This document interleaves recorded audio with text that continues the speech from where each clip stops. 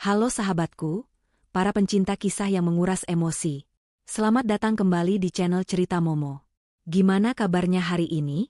Semoga kamu selalu dalam keadaan baik dan siap untuk disajikan kisah yang akan membuat hatimu ikut berdebar dan marah. Malam ini, kita akan masuk ke dalam cerita Citra, wanita yang sudah menyebar undangan pernikahannya duluan, tapi seminggu kemudian iparnya, Farel, dengan sengaja mengumumkan pesta tunangannya tepat di hari yang sama. Apa yang terjadi? Tak ada satupun keluarga calon suami, Bagas, yang datang ke pernikahan Citra. Puncaknya, di tengah kesunyian pesta, Citra mendapat SMS mendesak dari mertuanya, Bu Tanti, tapi Citra hanya tersenyum melihat 34 panggilan tak terjawab di ponselnya. Penasaran, siapa sebenarnya Citra dan apa yang akan dia lakukan pada keluarga yang sudah mempermalukannya? Sebelum kita mulai, yuk bantu like video ini sampai ramai. Jangan lupa subscribe channel Cerita Momo, dan nyalakan lonceng notifikasi supaya kamu nggak ketinggalan setiap babak kisah ini. Terakhir, komen di bawah, nama kamu, asal kota, dan ketik, hadir. Ayo, kita mulai bab pertamanya. Siap-siap, karena ini akan menguji emosimu. Citra menatap tumpukan amplop berwarna emas yang tersusun rapi di meja ruang tengahnya. Amplop-amplop itu terasa hangat di tangannya, bukan karena suhu ruangan, melainkan karena beratnya harapan dan impian yang ia sematkan di sana. Di dalamnya, tertera nama dua insan yang sebentar lagi akan mengikat janji sehidup semati, Citra dan Bagas. Sudah hampir 1 minggu sejak undangan pernikahan itu mulai disebar. Semua persiapan dari pihak Citra sudah rampung. Gedung mewah di tengah kota sudah dipesan, gaun pengantin rancangan desainer ternama sudah siap di lemari, dan catering terbaik telah dikonfirmasi. Bagi Citra, ini adalah puncak dari penantian panjang. Ia tulus mencintai Bagas, dan ia yakin pernikahan ini akan menjadi awal dari dongengnya.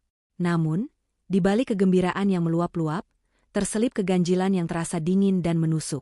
Keganjilan itu bernama keluarga Bagas. Sejak awal, lamaran Citra diterima dengan sambutan yang jauh dari kata hangat oleh Bu Tanti, ibu Bagas. Bu Tanti adalah seorang wanita yang sangat menjunjung tinggi nama keluarga dan status sosial. Ia terbiasa hidup dikelilingi kemewahan dan memandang rendah siapapun yang ia anggap tidak selevel.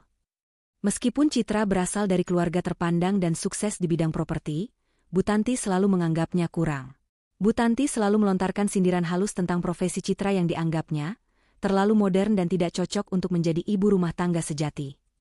Citra bekerja sebagai konsultan senior yang sering bepergian, sebuah gaya hidup yang jelas tidak sesuai dengan Citra menantu idaman Bu Tanti. Setiap kali Citra mengunjungi rumah megah keluarga Bagas, ia selalu disambut dengan tatapan dingin dari Bu Tanti dan Farel, adik Bagas. Farel, seorang pria muda yang sangat manja dan selalu bergantung pada ibunya, memiliki sikap yang jauh lebih terang-terangan dalam meremehkan Citra.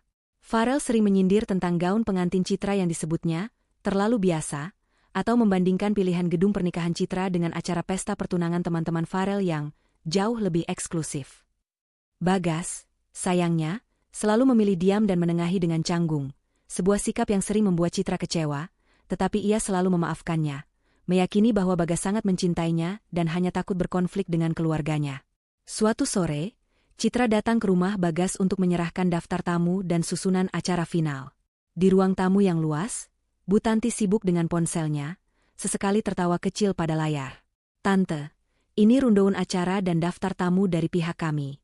Tolong diperiksa, ya," ujar Citra sopan, menyerahkan map mewah. Bu Tanti bahkan tidak mengangkat kepalanya. "Taruh saja di sana, Citra. Nanti saya lihat. Saya sedang sibuk mengatur jadwal fitting jas terbaru Farel. Dia harus tampil menawan di acara teman-temannya," jawabnya datar tanpa minat sedikitpun pada map di depannya. Citra menarik napas, berusaha menahan kekecewaan yang sudah familiar. "Tante, ini untuk pernikahan kami," Bagas bilang. "Tante yang akan mengurus undangan sisanya dari pihak keluarga," katanya lembut. Barulah Bu Tanti menoleh, sorot matanya tajam dan sinis.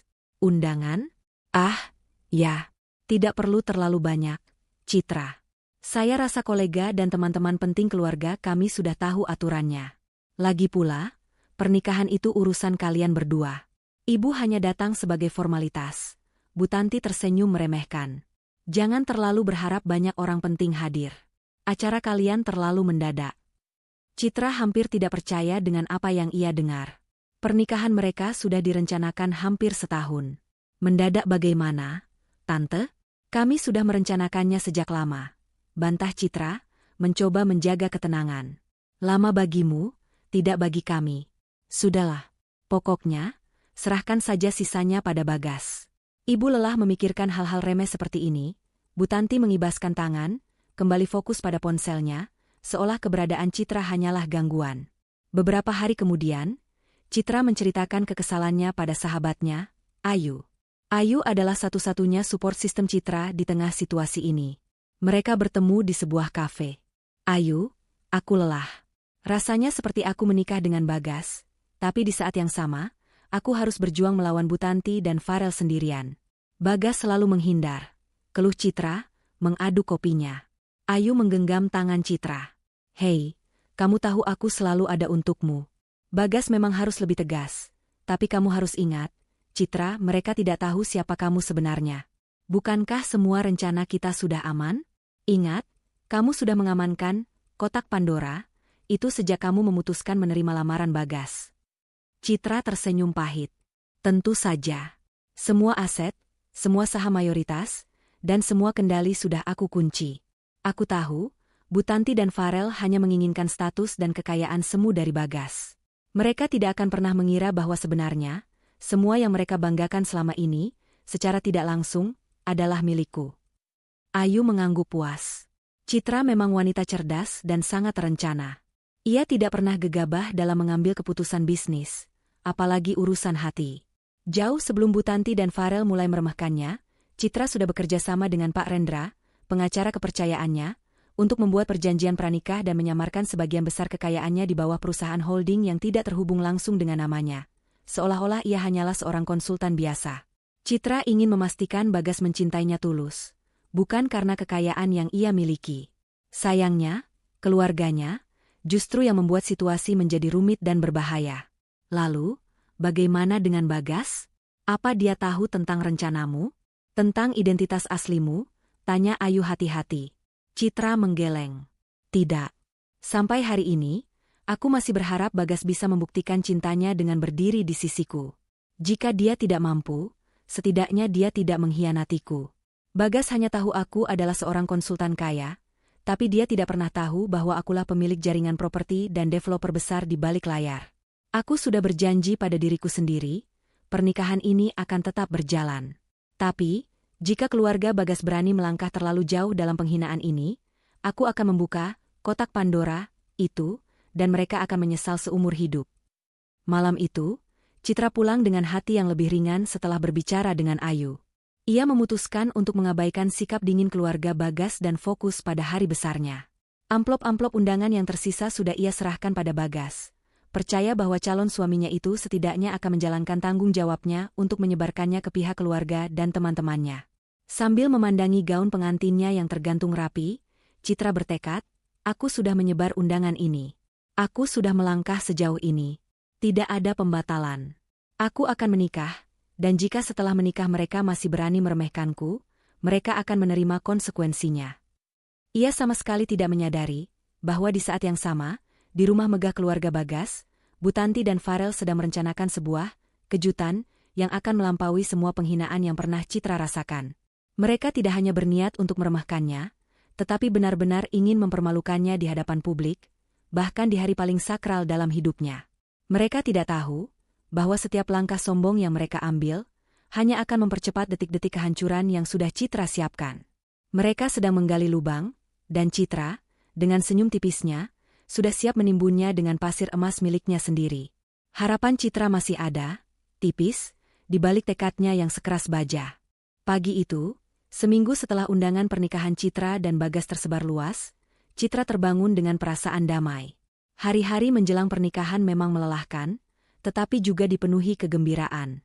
Ia sudah menerima banyak ucapan selamat dari kolega dan teman-temannya.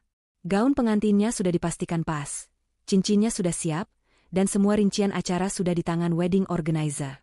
Ia meraih ponselnya, berniat membalas beberapa pesan WhatsApp, namun matanya terhenti pada unggahan terbaru di media sosial yang entah bagaimana muncul di beranda utamanya. Unggahan itu berasal dari Farel, iparnya.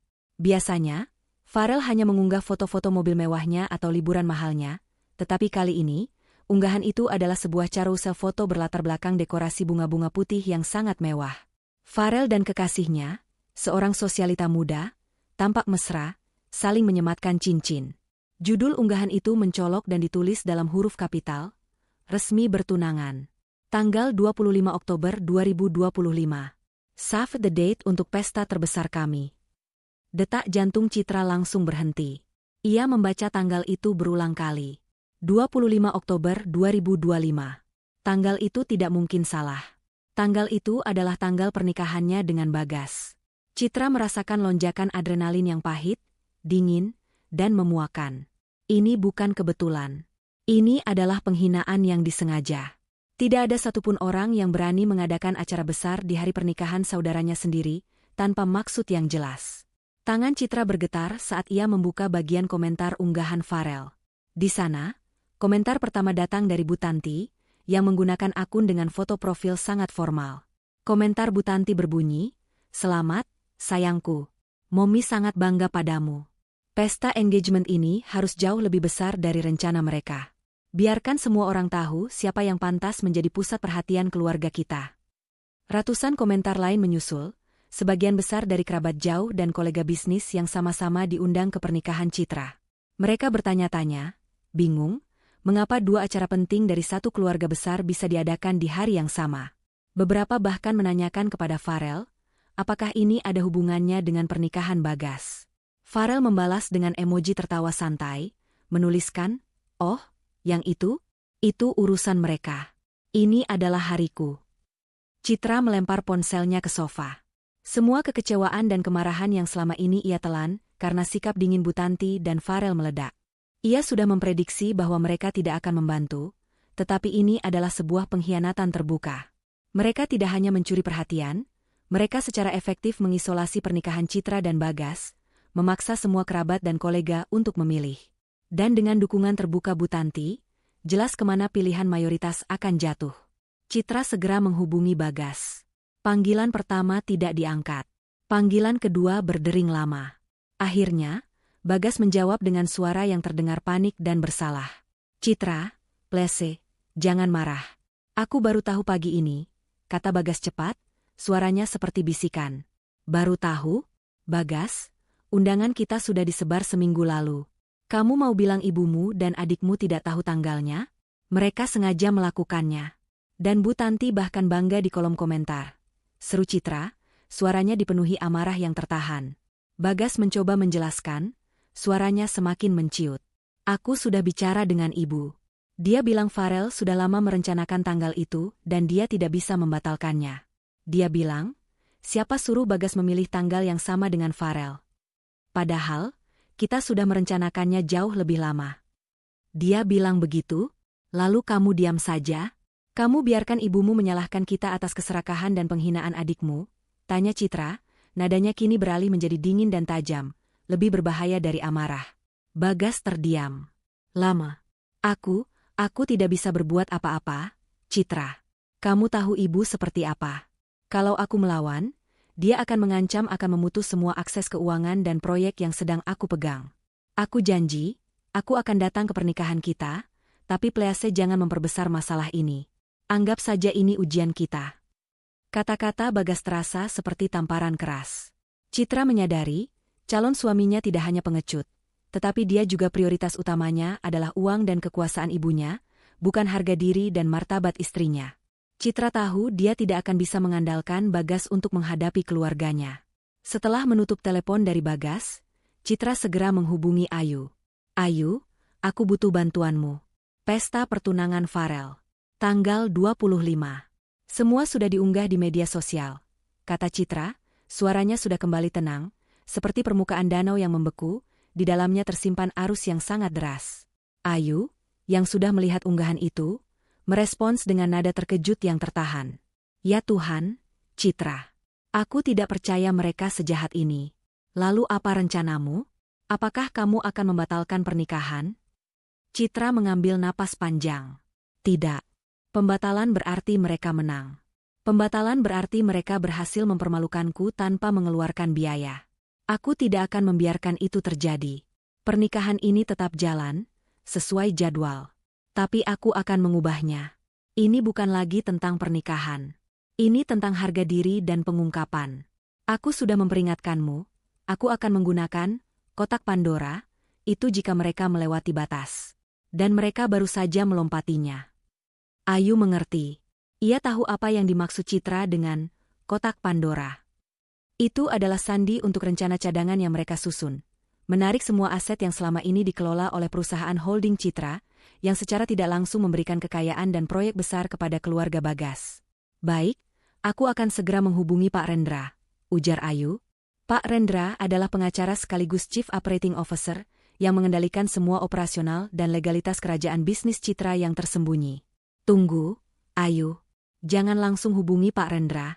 Biarkan mereka menikmati kemenangan palsu ini selama beberapa hari. Aku ingin mereka mengundang semua kolega penting mereka, memamerkan kemewahan yang mereka anggap mutlak. Instruksi Citra. Aku ingin mereka berada di puncak kesombongan, tepat di hari hanya. Baru setelah itu, kamu hubungi Pak Rendra, dan aktifkan protokol Alpha 7. Protokol Alpha 7 adalah langkah hukum yang sangat rumit dan rahasia, yang memungkinkan Citra, sebagai pemilik beneficial ownership dari beberapa perusahaan penyedia modal dan aset, untuk menarik semua dana, membekukan rekening, dan mengeluarkan surat peringatan hukum kepada pihak manapun yang menggunakan aset tersebut tanpa izin. Pihak yang dimaksud tentu saja adalah Bu Tanti dan Farel, yang selama ini mengira aset-aset itu adalah keuntungan investasi Bagas. Citra menghabiskan beberapa hari berikutnya dalam kepura-puraan yang menyakitkan. Ia masih harus menjawab panggilan telepon dari Bu Tanti, yang kini terdengar lebih sombong, meminta Citra untuk mengerti situasi Farel, dan menyarankan Citra untuk mengalah, dan mengganti tanggal pernikahannya agar tidak menyusahkan keluarga. Citra, ibu tahu kamu wanita baik. Kenapa kamu tidak pindahkan saja ke hari lain? Siapa tahu orang-orang jadi lebih banyak yang datang. Toh, pesta kalian tidak sebesar Farel, ujar Bu Tanti dengan nada mengejek yang manis. Citra menjawab dengan nada tenang yang membuat Bu Tanti tidak curiga. Maaf, Tante. Gedung dan vendor kami sudah tidak bisa dipindahkan. Semua sudah dibayar penuh. Tapi tidak apa-apa, Tante. Aku mengerti. Fokus saja pada pesta Farel. Aku harap acaranya berjalan lancar. Bu Tanti terkekeh puas. Citra tahu, Bu Tanti menafsirkan ketenangan itu sebagai kekalahan, sebagai tanda bahwa Citra sudah menyerah dan pasrah untuk dipermalukan. Sementara itu, Farel semakin gencar memamerkan kemewahan pesta tunangannya. Ia mengunggah video persiapan, venue yang megah, daftar tamu-tamu VIP yang jauh lebih banyak dari daftar tamu pernikahan Citra. Ia bahkan dengan bangga mengunggah foto-foto Bu Tanti yang sibuk memilih perhiasan berlian yang akan dikenakan di acara tersebut. Semuanya adalah pertunjukan arogansi dan keegoisan yang terang-terangan. Citra melihat semua unggahan itu, bukan dengan rasa sakit, tetapi dengan mata seorang strategis yang sedang mengamati posisi lawan. Semakin tinggi mereka terbang, semakin menyakitkan saat mereka jatuh. Setiap unggahan, setiap kalimat sombong Bu Tanti, setiap ejekan Farel, semuanya ia simpan, menguatkan tekadnya. Ini bukan lagi tentang cinta, ini tentang keadilan dan harga diri yang telah diinjak-injak. Citra kemudian menemui Pak Rendra secara diam-diam. Pertemuan itu dilakukan di sebuah penthouse di luar kota, markas rahasia bisnisnya. Citra tidak ingin ada jejak digital atau fisik yang menghubungkannya dengan kekayaan aslinya. Pak Rendra, saya ingin Bapak memastikan bahwa protokol Alpha 7 akan diaktifkan tepat pada pukul 15 sore di hari haji itu, adalah jam kritis menjelang dimulainya resepsi pertunangan Farel. Saya ingin semua aset yang selama ini mereka nikmati, termasuk mobil mewah Farel dan properti yang atas nama Bu Tanti, dibekukan dan ditarik kembali dengan alasan penyalahgunaan dana holding. Perintah Citra, suaranya tegas tanpa keraguan. Pak Rendra, seorang pria parubaya yang tenang dan sangat loyal, mengangguk. Semua dokumen sudah siap, Nona. Perjanjian Anda dengan Bagas, yang mengamankan aset pribadi Anda, juga sudah ditinjau kembali. Semua berjalan sesuai rencana. Bagus. Berarti, yang tersisa hanyalah Bagas. Aku akan tetap menikahinya. Di sana, di altar, di depan semua orang, aku akan melihat apakah dia berani berdiri di sisiku. Jika tidak, maka surat pembatalan nikah sudah bisa Bapak siapkan. Pungkas Citra, tatapannya dingin. 1 hari menjelang hari H, ponsel Bagas tak berhenti berdering. Bagas panik. Satu persatu, teman-teman dekat dan kolega bisnisnya menelepon, meminta maaf, dan mengatakan mereka terpaksa harus menghadiri pesta pertunangan Farel karena undangan itu datang langsung dari Bu Tanti dengan nada, ancaman, terselubung.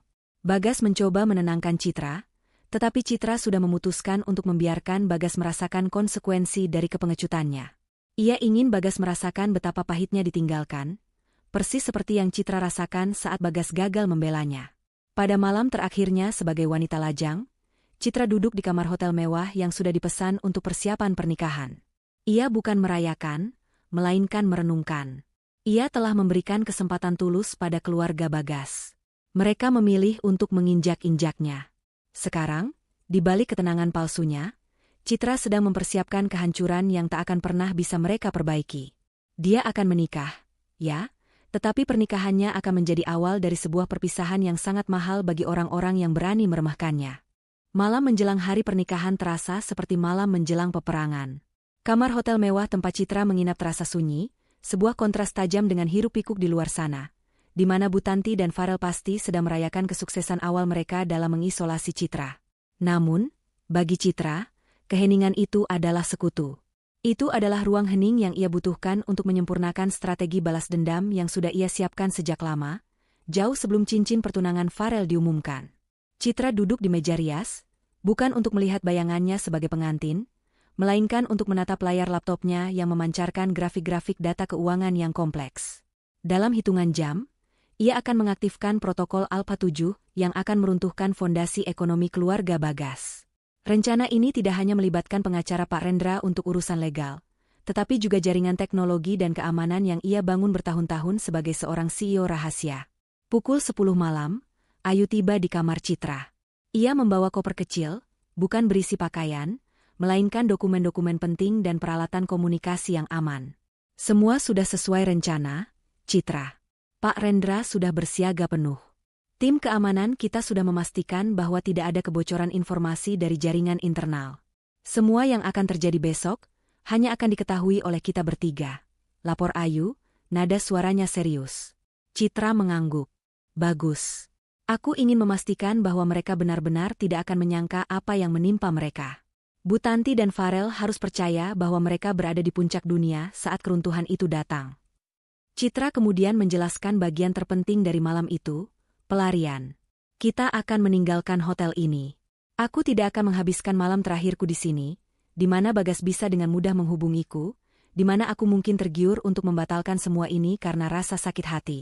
Malam ini, aku harus sepenuhnya menjadi Citra sang CEO, bukan Citra sang calon pengantin yang diabaikan. Rencana mereka sederhana, namun sangat efektif. Citra harus menghilang dari pantauan siapapun, termasuk dari mata Bagas yang mungkin akan menghubunginya dengan panik di menit-menit terakhir. Pertama, Citra mematikan ponsel utamanya yang terdaftar di kontak Bagas dan Bu Tanti, meletakkannya di brankas kamar hotel. Ia menyalakan ponsel satelit kecil yang hanya terhubung dengan Ayu dan Pak Rendra. Kedua, ia memastikan semua gaun pernikahan dan perhiasan utama tetap berada di kamar, sehingga wedding organizer tidak curiga di pagi hari. Ketiga, Citra mengenakan pakaian biasa yang tidak mencolok dan menggunakan pintu belakang layanan hotel bersama Ayu. Kita akan kemana? Tanya Ayu saat mereka masuk ke mobil hitam yang sudah menunggu. Mobil itu bukanlah mobil mewah Citra yang dikenali, melainkan mobil standar yang tidak meninggalkan jejak. Ke markas lama kita, Ayu. Ke apartemen kecil di pinggiran kota yang pernah kita gunakan saat merintis semuanya. Tempat di mana aku dulu belajar bahwa kesuksesan harus dibangun dalam senyap, jawab Citra. Tujuan mereka adalah sebuah unit apartemen biasa, jauh dari gemerlap kehidupan mewah yang ia jalani. Di sanalah, Citra menghabiskan sisa malam, bukan untuk tidur, melainkan untuk mereview ulang arsip kekayaan keluarga Bagas yang selama ini ia pegang sebagai rahasia. Citra membuka file digital terenkripsi yang berisi rincian. Bagas, Bu Tanti, dan Farel secara finansial hampir sepenuhnya bergantung pada proyek-proyek dan modal yang secara tidak langsung disalurkan oleh perusahaan holding Citra. Bu Tanti dan Farel selama ini mengira aset-aset itu adalah hasil investasi Bagas yang jenius. Padahal itu semua adalah skema yang dibuat Citra melalui Pak Rendra untuk menguji kejujuran Bagas. Properti mewah yang Bu Tanti banggakan, mobil sport yang Farel pamerkan, semuanya dibeli melalui skema dana pinjaman yang terikat pada proyek holding Citra. Citra melihat sebuah fakta yang membuatnya semakin jijik. Bu Tanti bahkan diam-diam telah menandatangani surat perjanjian hipotek atas properti keluarga kepada perusahaan Cepro, salah satu anak perusahaan holding Citra, untuk membiayai pesta pertunangan Farel. Bu Tanti yakin properti itu aman, karena Bagas, pasti, akan mengurus pembayaran dari keuntungannya. Mereka mempertaruhkan rumah mereka demi panggung bagi Farel, dan mereka mengira aku tidak akan tahu. Gumam Citra pada dirinya sendiri, rasa iba yang tersisa kini menguap digantikan oleh tekad yang membara.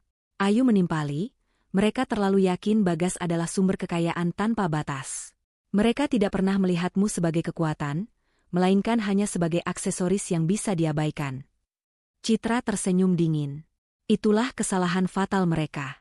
Besok, aku akan membuktikan bahwa aksesoris pun bisa menjadi palu godam yang menghancurkan. Aku akan menikah, menunjukkan bahwa aku menghargai janjiku, tetapi aku akan menikah dalam kesunyian.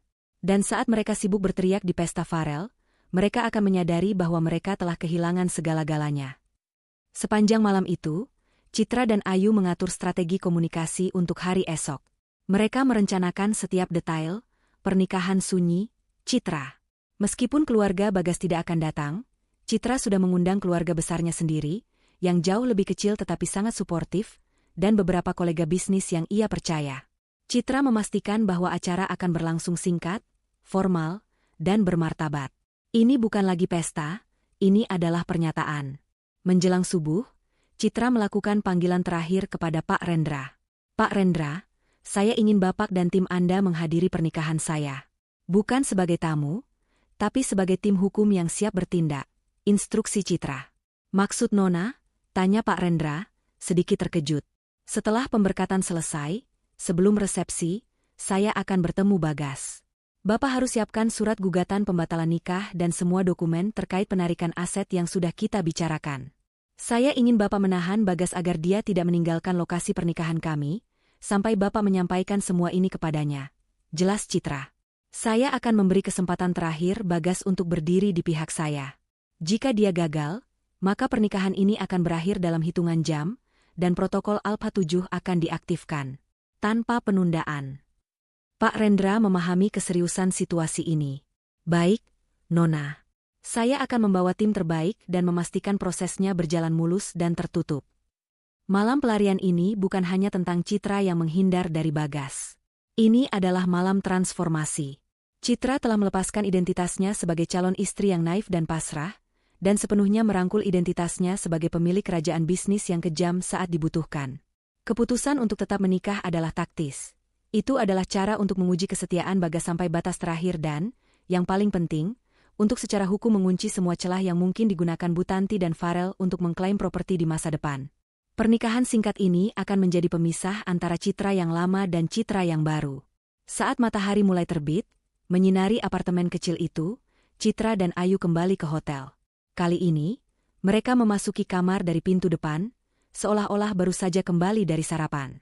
Citra mengambil ponselnya dari brankas, melihat notifikasi panggilan tak terjawab dari Bagas.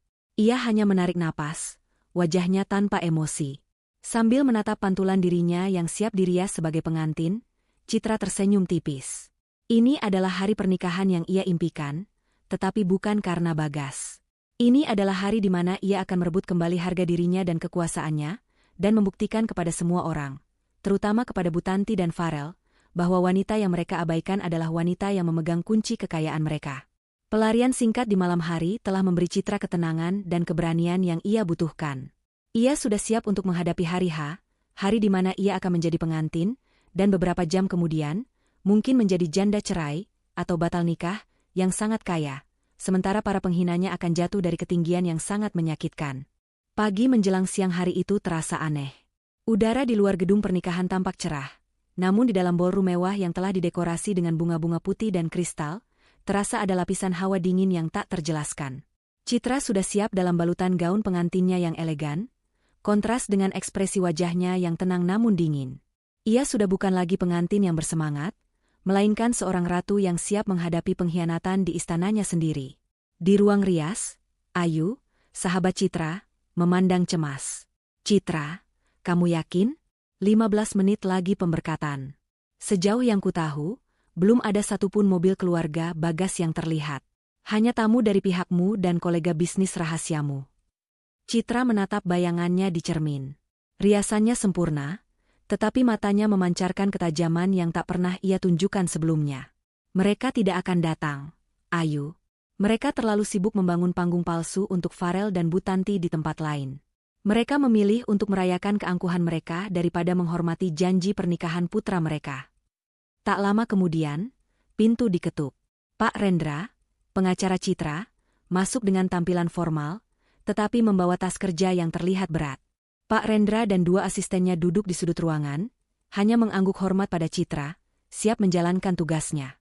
Kehadiran mereka di sana bukan untuk mengucapkan selamat, melainkan untuk memulai proses pembongkaran.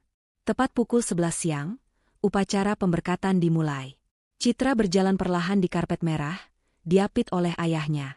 Langkahnya mantap, tetapi pandangannya langsung tertuju pada deretan kursi yang seharusnya diisi oleh keluarga besar Bagas.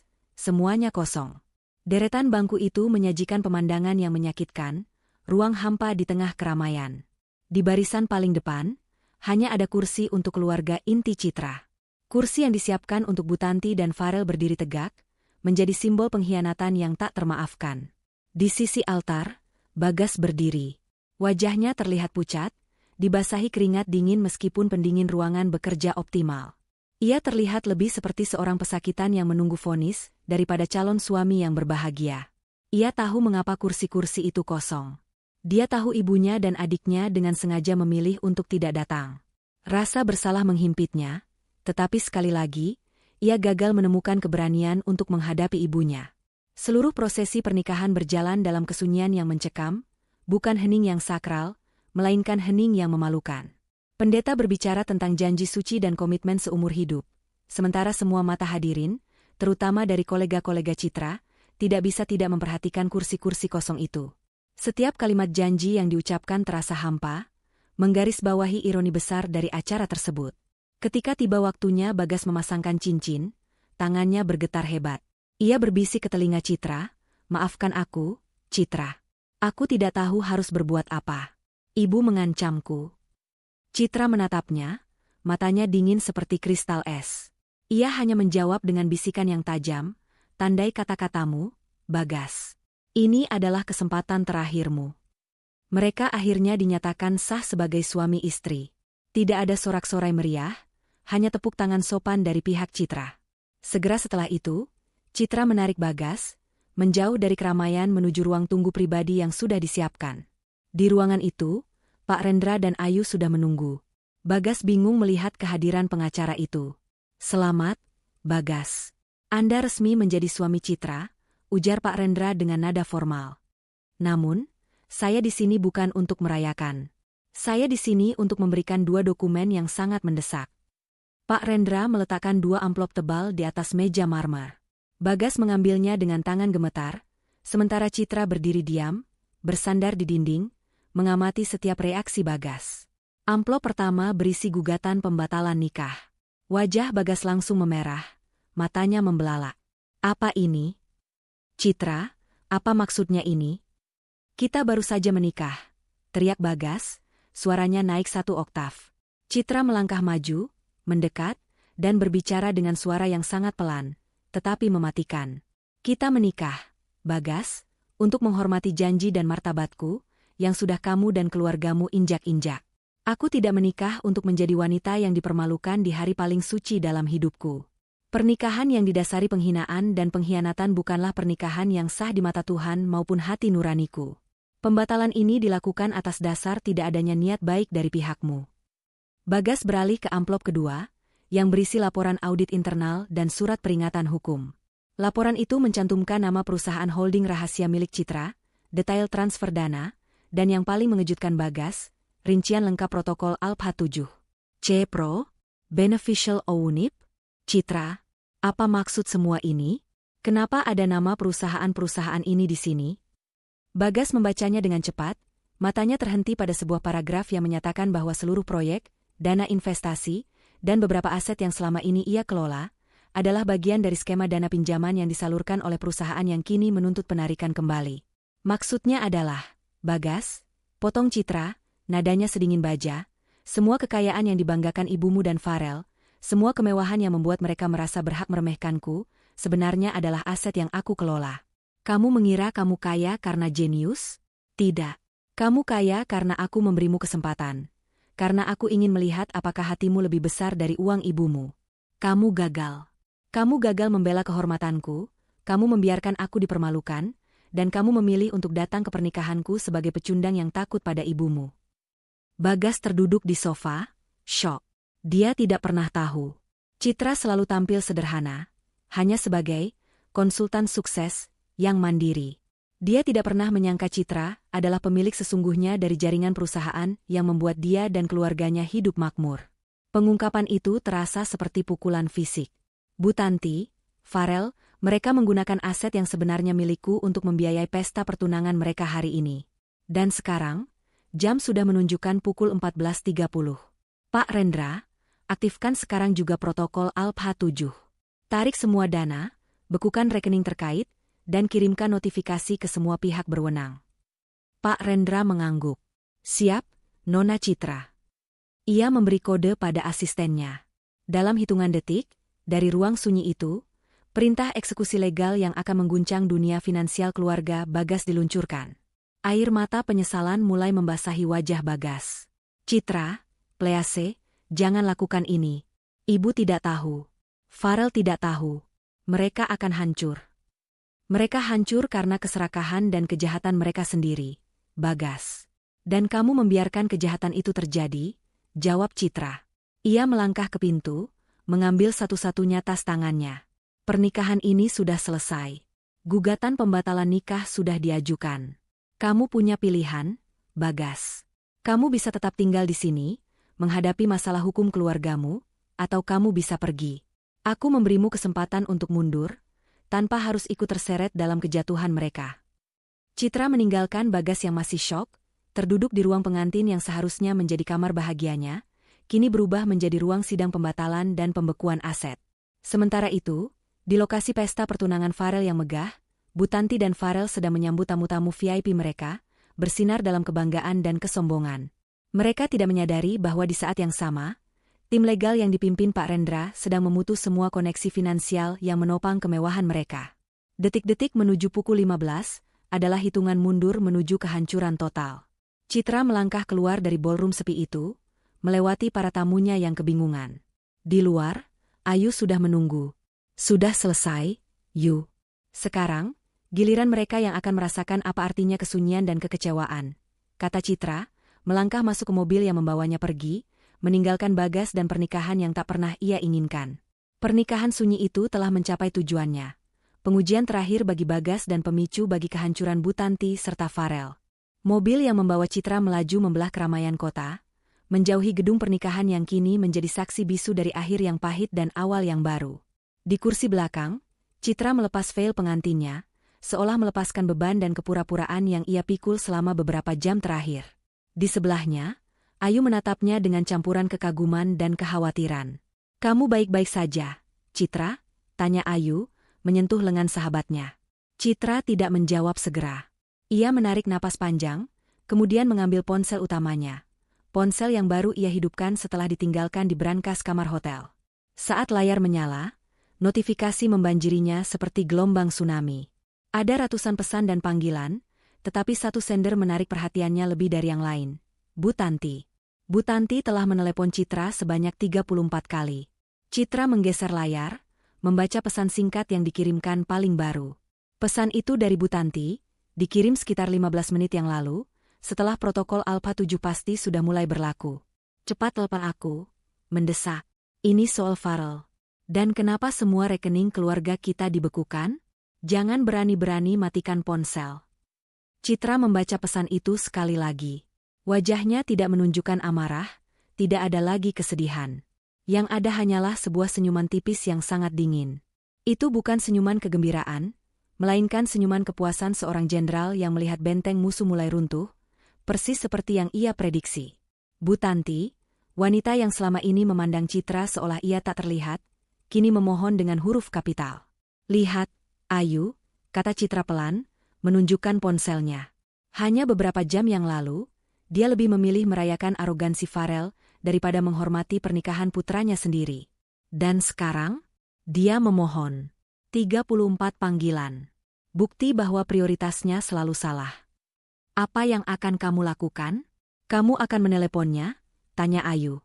Citra mengunci ponselnya, meletakkannya kembali di saku. Tidak. Untuk apa? Panggilan darinya hanya akan berisi jeritan, tuntutan, dan kebohongan baru. Aku ingin dia merasakan keheningan yang sama persis seperti yang ia paksakan padaku di altar tadi. Saat mobil melaju, Citra mulai menerima laporan real-time dari Pak Rendra melalui ponsel rahasianya. Laporan awal sungguh dramatis.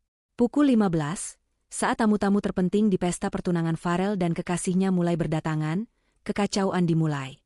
Semua pembayaran untuk vendor pesta gagal. Catering, dekorasi, penyedia hiburan, semua mendadak menuntut pembayaran di muka karena transfer bank yang dijanjikan Bu Tanti dan Farel secara misterius diblokir dan dana dikembalikan. Properti yang digunakan Farel sebagai jaminan tiba-tiba mendapat notifikasi sita. Bu Tanti, di tengah keglamoran pestanya, panik.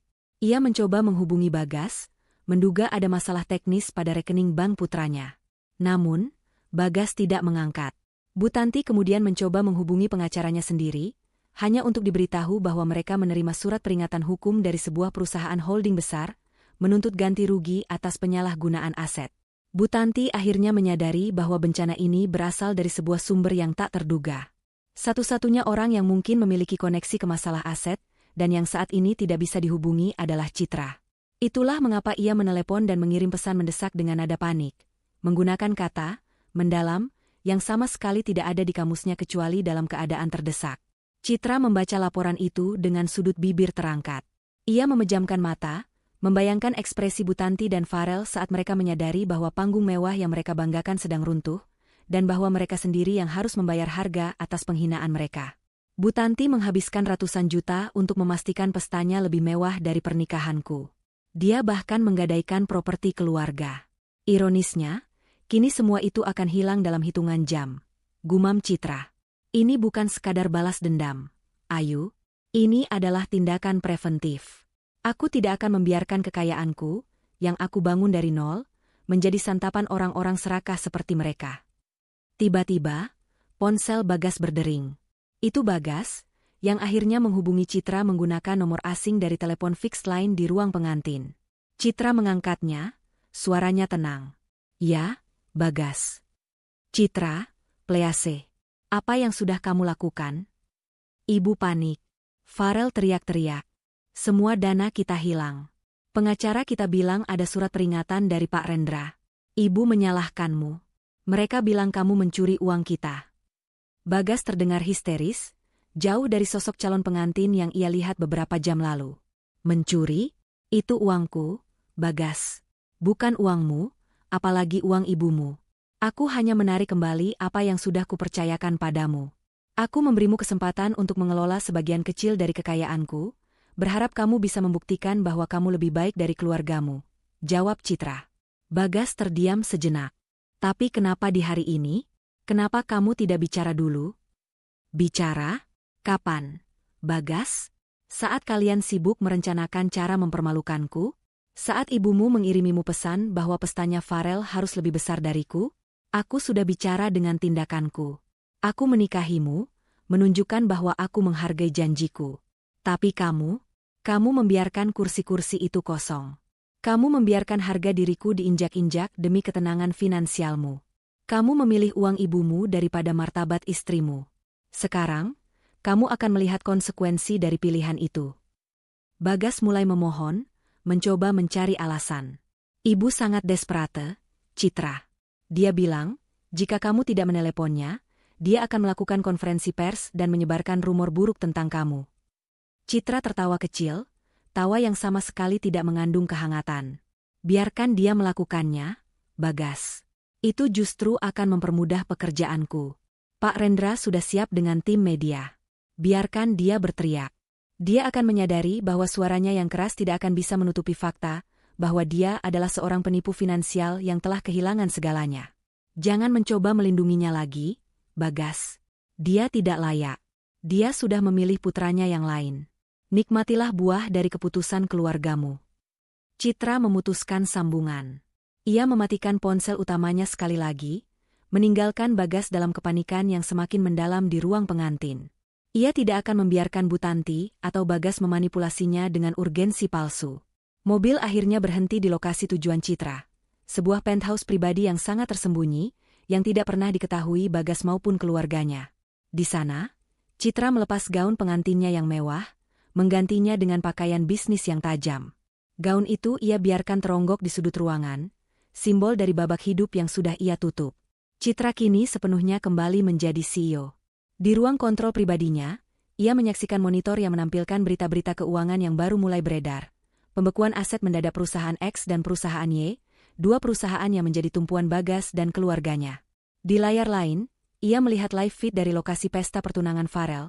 Terlihat kericuhan, Farel dan Bu Tanti berdebat sengit dengan event organizer. Wajah mereka tidak lagi sombong, melainkan dipenuhi ketakutan. Citra menyandarkan dirinya di kursi kerja, memegang cangkir kopi. Senyum dingin itu kini berubah menjadi pandangan yang fokus. Sekarang, ayo. Kita mulai babak berikutnya, kata Citra, suaranya penuh otoritas.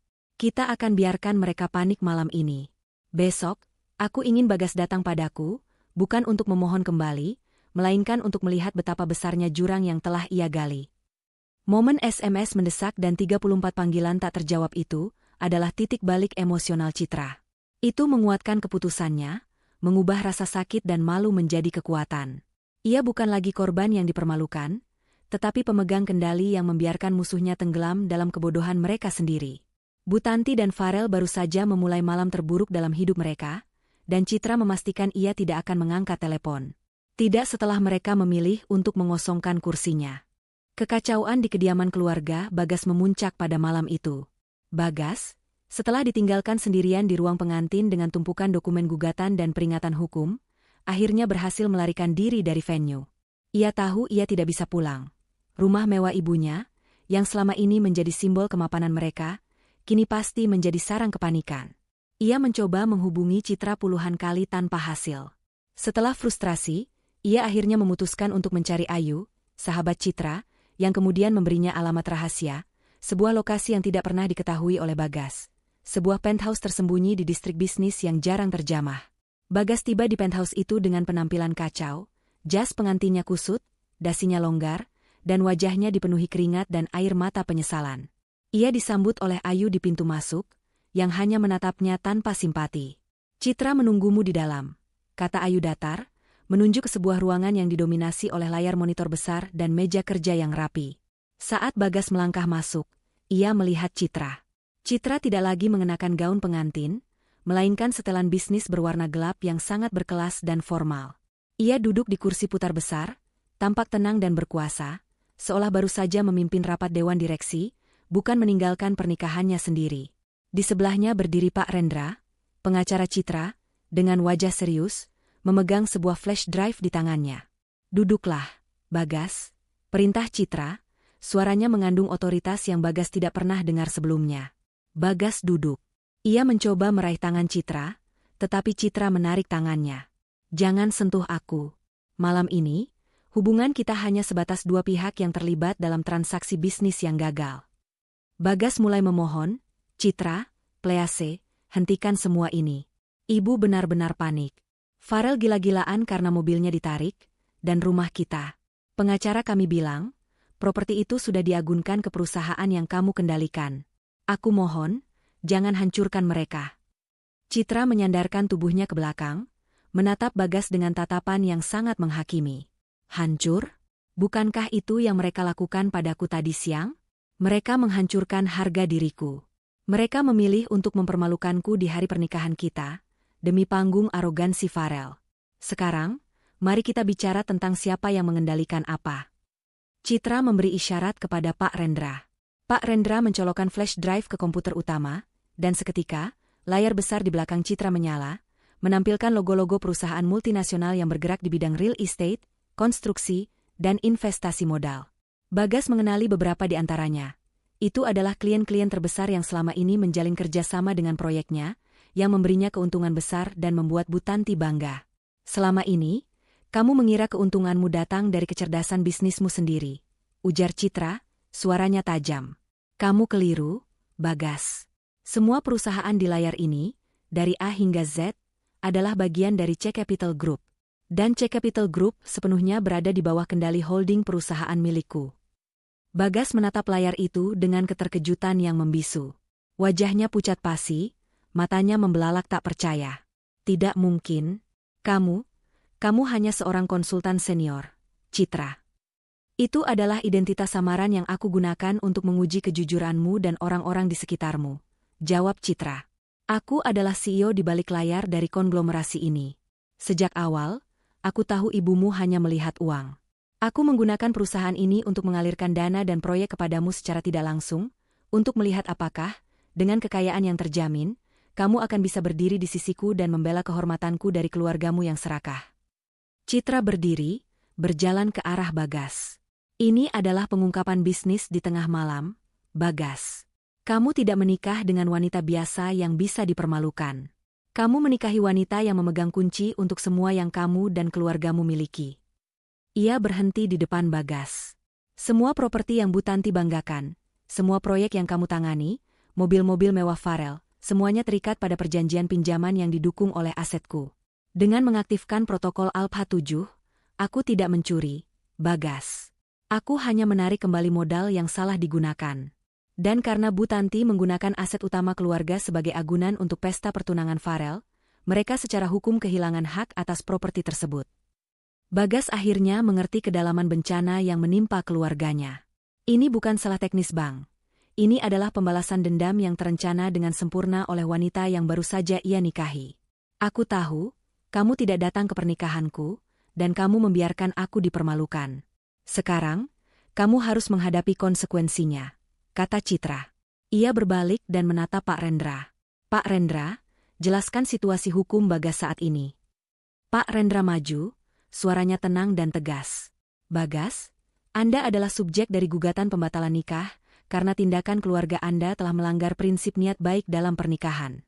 Selain itu, Anda terikat dalam beberapa kontrak bisnis dan perjanjian fiduciari dengan perusahaan Nona Citra. Tindakan Anda yang gagal melindungi kepentingan dan reputasi Nona Citra, yang juga merupakan pemegang modal terbesar Anda, merupakan pelanggaran serius terhadap perjanjian-perjanjian tersebut. Pelanggaran itu dapat menempatkan Anda dalam posisi yang sangat sulit.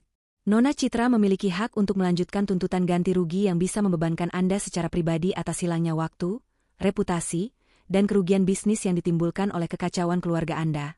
Jelas Pak Rendra. Bagas menundukkan kepala.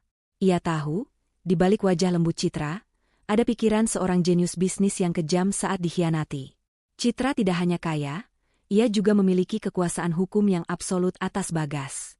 Aku tidak ingin kamu hancur total, Bagas, kata Citra, nadanya melembut sedikit, tetapi tetap berjarak. Aku memberimu satu pilihan terakhir. Bukan sebagai suami, tapi sebagai manusia yang pernah aku cintai. Apa, Citra? Aku akan lakukan apa saja, jawab Bagas, putus asa. Pilihanmu adalah, kamu mundur sepenuhnya dari urusan hukum Bu Tanti dan Farel. Kamu tidak boleh membantu mereka dalam bentuk apapun. Kamu harus mengakui di depan hukum bahwa kamu telah lalai dan mengakui hak penuhku atas penarikan aset. Sebagai imbalannya, aku tidak akan menuntut ganti rugi darimu secara pribadi, dan aku akan memberimu pekerjaan di salah satu anak perusahaan kecilku, di posisi yang sangat rendah, sebagai karyawan biasa, jauh dari kekuasaan manajerial yang kamu nikmati selama ini. Citra menatap Bagas tajam. Ini adalah kesempatanmu untuk memulai hidup dari nol, tanpa embel-embel kekayaan palsu, dan tanpa pengaruh keluargamu. Ini adalah kesempatanmu untuk menjadi pria jujur yang aku harapkan. Bagas menatapnya, air mata mengalir lagi. Ia tahu tawaran ini adalah satu-satunya jalan keluar untuk menghindari kehancuran total. Ia harus memilih antara loyalitas buta kepada ibu dan saudara yang serakah, atau kesempatan untuk membangun kembali hidupnya yang bermartabat. Aku memilihmu, Citra. Aku memilih untuk mundur. Aku minta maaf. Aku minta maaf karena aku pengecut, ucap Bagas. Citra menghela napas. Pilihan yang tepat. Pak Rendra, siapkan semua dokumen pemisahan aset dan pengunduran diri Bagas dari proyek-proyek yang terikat denganku. Dia harus menandatanganinya malam ini. Dan pastikan Bagas memahami, jika dia melanggar janji ini, dia akan menghadapi gugatan multimiliar dariku. Citra melangkah pergi, meninggalkan Bagas sendirian di ruangan itu, ditemani Pak Rendra yang siap dengan tumpukan dokumen. Pengungkapan di tengah malam itu telah mencapai tujuannya. Bagas terkejut, Bagas hancur, dan yang terpenting, ia telah dipaksa untuk memilih sisi dan mengamankan posisi Citra dalam proses hukum yang akan datang. Citra tidak butuh suaminya, ia hanya butuh Bagas untuk menjadi saksi yang tidak berdaya atas kejatuhan keluarganya. Pesta pertunangan Farel dan kekasihnya seharusnya menjadi puncak kejayaan sosial bagi Bu Tanti. Venue mewah itu dipenuhi oleh tamu-tamu papan atas, musik orkestra mengalun, dan Bu Tanti bersinar dalam balutan perhiasan berlian yang ia banggakan. Mereka sedang menikmati sorak-sorai saat Farel dan tunangannya melakukan dansa pertama, yakin bahwa mereka telah sukses mempermalukan Citra di hari pernikahannya yang sepi. Namun, tepat pukul 15, beberapa jam setelah protokol Alpha 7 diaktifkan oleh Citra, suasana mulai berubah drastis. Tiba-tiba, musik berhenti. Bu Tanti yang sedang tertawa bangga, langsung menoleh. Di tengah lantai dansa, manajer catering menghampiri Farel dengan wajah panik. "Maaf, Tuan Farel, ada masalah serius. Pembayaran untuk catering hari ini, yang seharusnya masuk pukul 14, gagal total. Semua rekening kami memblokir transfer dari perusahaan Anda. Kami butuh pembayaran tunai sekarang juga, atau kami harus menarik semua makanan yang belum disajikan." Desak manajer itu, suaranya sedikit meninggi. Farel, yang terbiasa hidup tanpa masalah uang, tertawa meremehkan. "Bodoh. Itu pasti kesalahan sistem bank. Pembayaran sudah diatur oleh ibu saya. Sekarang, minggir." Namun, tak lama kemudian, datanglah manajer gedung. Wajahnya sama paniknya. "Nyonya Tanti, kami baru saja menerima notifikasi legal yang mengejutkan. Properti yang Anda jaminkan untuk sewa tempat ini, sedang dalam proses sita oleh pihak ketiga. Jika Anda tidak melunasi sewa gedung dalam 1 jam ke depan dengan dana yang sah, kami akan menghentikan acara dan meminta semua tamu keluar." Wajah Bu Tanti langsung memucat. Ia menarik Farel ke sudut ruangan. "Apa-apaan ini, Farel? Semua uang kita kenapa? Cepat hubungi Bagas. Ini pasti ulah anak bodoh itu." Farel mencoba menghubungi Bagas, tetapi hanya mendapat nada sambung. Ia juga mencoba membuka rekening bank pribadinya di ponsel, namun layar hanya menampilkan notifikasi merah, akun dibekukan sementara atas perintah penegak hukum. Mobil sport Farel yang terparkir di depan venue pun didatangi oleh petugas dari perusahaan leasing yang menuntut penarikan segera, menarik perhatian para tamu. Kekacauan itu menyebar seperti api. Gosip berbisik di antara para tamu VIP, keluarga Tanti bangkrut. Ada masalah besar dengan aset mereka. Dalam waktu singkat, pesta mewah itu berubah menjadi panggung drama yang memalukan. Bu Tanti, didorong oleh rasa malu dan amarah, akhirnya ingat. Semua masalah ini dimulai setelah ia mengirim pesan pada Citra. "Citra, ini pasti wanita murahan itu," teriak Bu Tanti, histeris. "Dia pasti melakukan sesuatu. Dia tidak tahu malu, dia mengganggu pesta penting Farel." Farel, yang kini menyadari bahwa kemewahan yang ia banggakan selama ini hanyalah fata morgana, memeluk ibunya. "Bu, kita harus pulang. Kita harus cari tahu apa yang terjadi dengan Bagas. Semua yang kita punya, semua proyek, semua aset semuanya hilang. Bu, hilang dalam hitungan jam."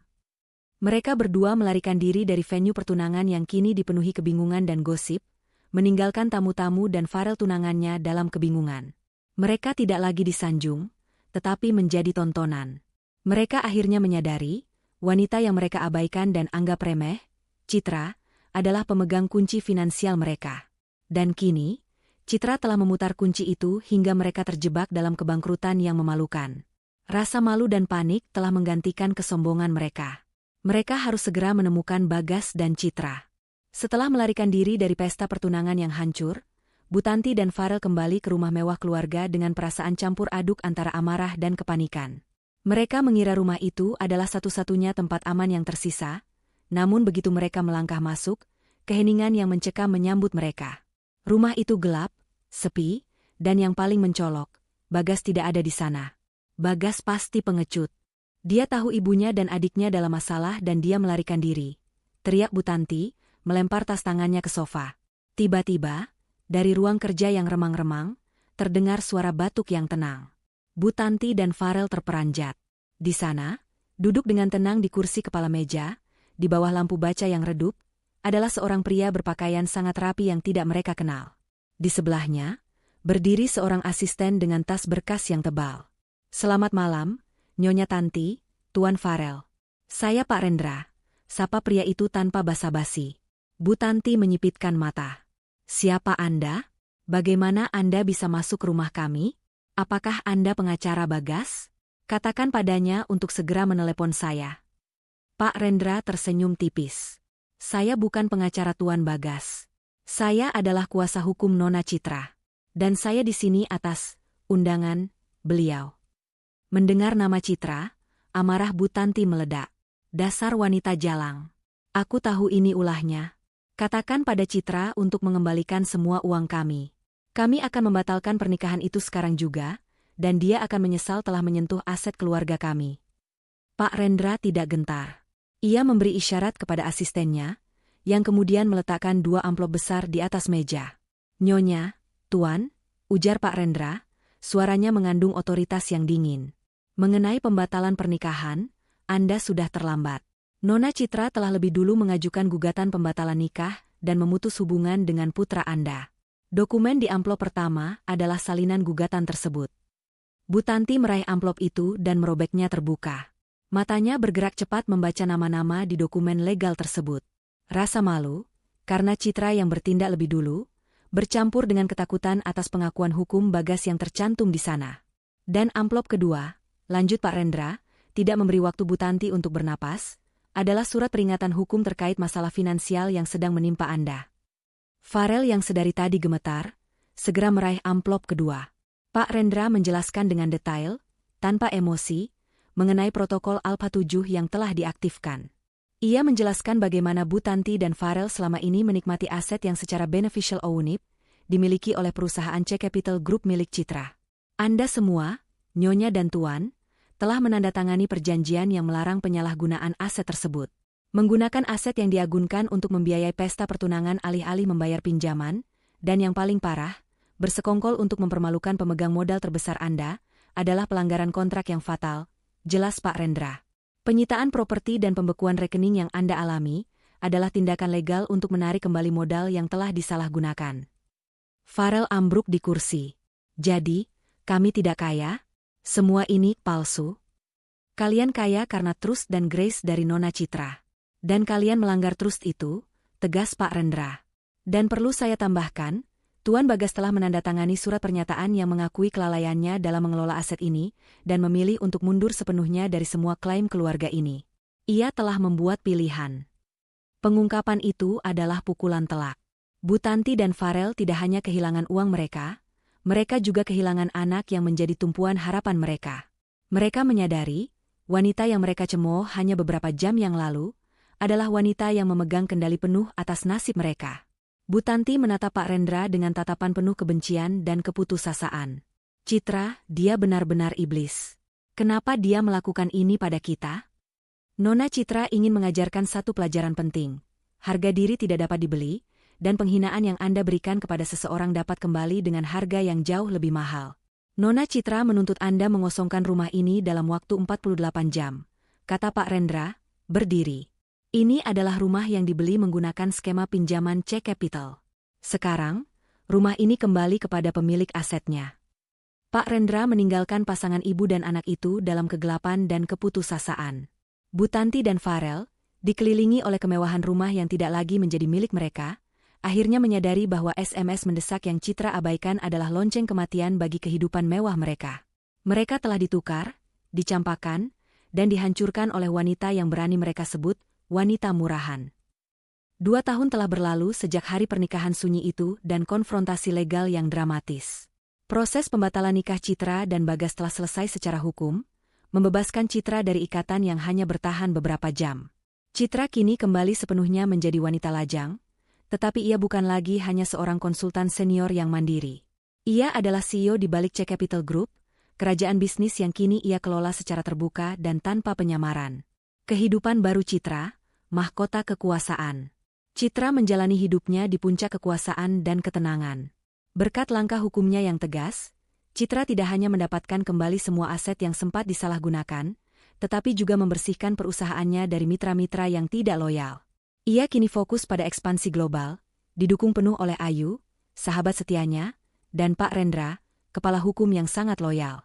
Apartemen pribadinya yang tersembunyi telah menjadi kantor pusat kreatifnya. Ia jarang muncul di hadapan publik, mempertahankan aura misterius yang justru meningkatkan prestise perusahaannya. Ironisnya, kegagalan pernikahannya telah memberinya kebebasan finansial dan emosional sejati. Tidak ada lagi drama keluarga, tidak ada lagi tuntutan kepalsuan. Ia hidup dikelilingi oleh profesionalisme dan rasa hormat yang tulus. Pernikahan yang gagal itu telah mengajarkannya bahwa kekuatan sejati adalah kemampuan untuk mandiri, bukan kemampuan untuk berkompromi demi cinta buta. Suatu sore, Citra sedang melihat laporan keuangan di kantornya.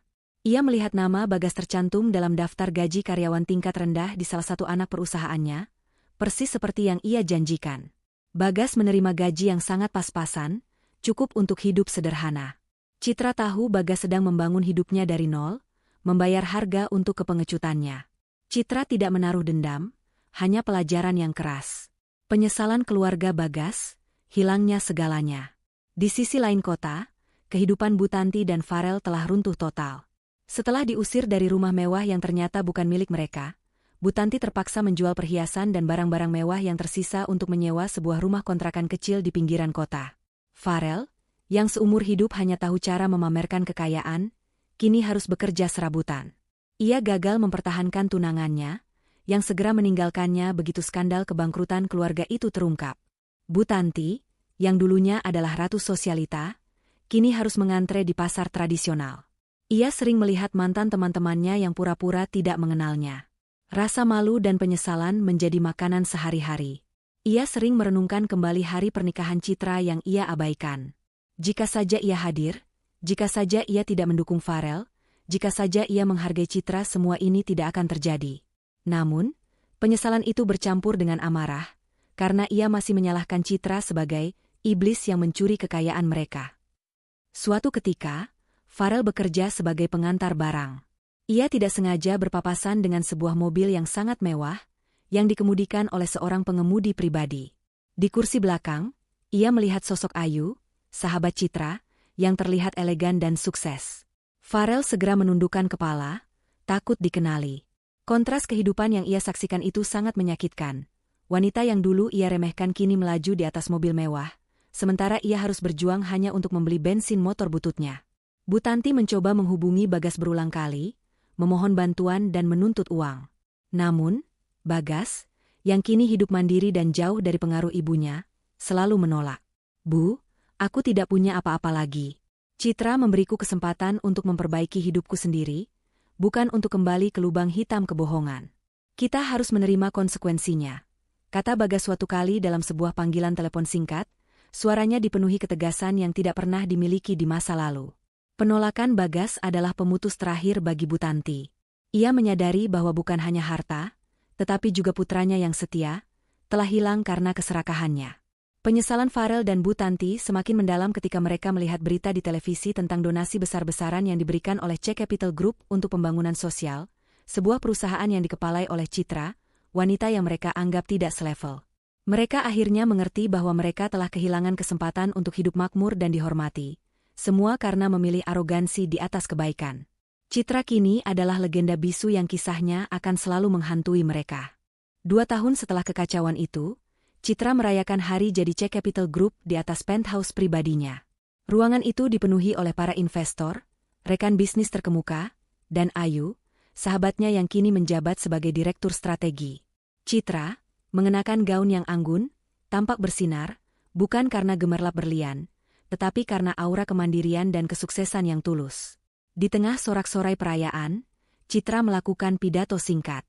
Ia tidak pernah menyebutkan nama Bagas, Bu Tanti, atau Farel, tetapi setiap orang yang tahu kisahnya, terutama para kolega yang dulu diundang ke pernikahan sepinya, mengerti bahwa pidato ini adalah sebuah perayaan atas harga diri yang dimenangkan.